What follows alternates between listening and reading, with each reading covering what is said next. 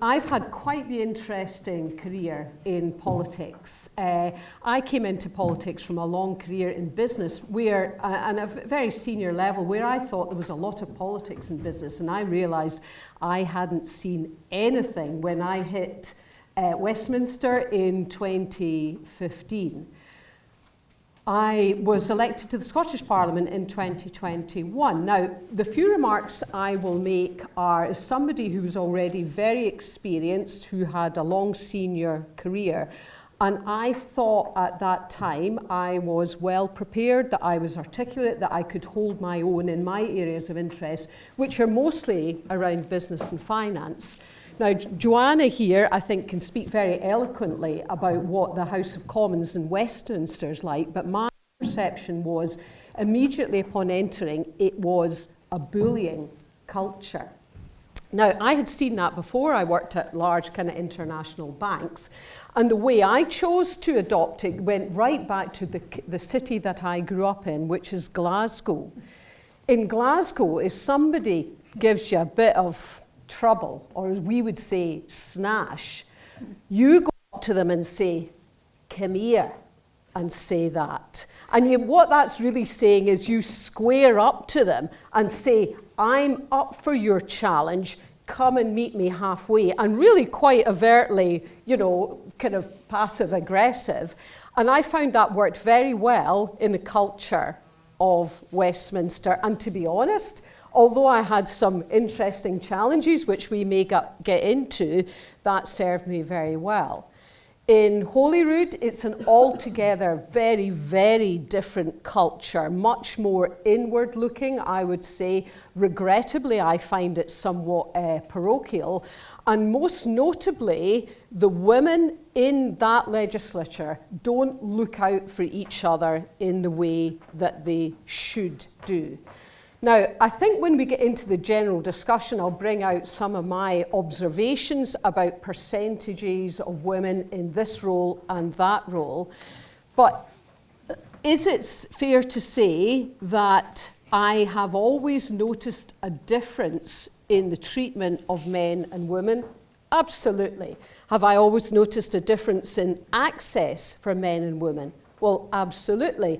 Have I indeed noticed a difference where my approach of come here and say that, is felt to be a little threatening? Because, of course, I'm not signing up to the received wisdom about, oh, do you like my jacket? And do you like my shoes? That's just not for me. And particularly around taking people on around business and finance and economics. And I know we're going to get into a more general debate around support, education, access to funds. That's something that's often missed off. How do women get a seat at the top table if they can't play in the same league? And I think we'll come on to that, but that's probably a few introductory remarks. Thank you. Thank you, Jess. Before I answer that, I'll just say one extra statement of what I would say to the young person. I would say, find yourself a mentor. Indeed, if they were interested, I would offer to mentor them. I've mentored young women for at least 25 years in the various career things, and I think it's really, really important. And being completely frank, I've not had a mentor in my political career, and perhaps it shows. I wish I had have done. So going on to your question, of course, all political parties have a shared responsibility, and we've seen different times where they've taken it quite seriously. So, for example, my own political party took it really quite seriously for a period of time. In 2021, we're now at 46% of the Scottish Parliament are women, and for this forthcoming election in 2026, they said, oh well, that's sorted then, so we don't need to do anything. And guess what? The vast majority of people selected are men, and I am willing to bet at least my Border Terrier's life that the percentage of women are going to go down in the Scottish Parliament. And I think political parties have to take it so seriously, and if you've grown up, as I have done, through the idea whether you should have positive mechanisms. When I was younger, I was like, no, you don't need them. I can do it by dint of hard work and determination and grit. And guess what? The dial really hasn't shifted enough. There's still significant systemic issues permeating our politics, not just a number, but how we do our politics.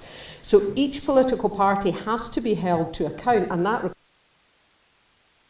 requires saying, what is happening at this? And being honest, I feel as though I spend most of my life chastising my own political party about things I don't think they're doing enough of, or perhaps sometimes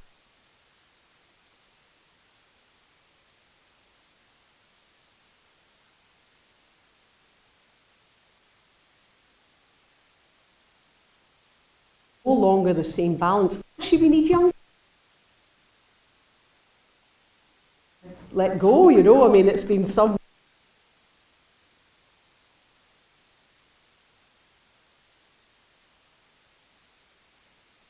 Us who have come through the same.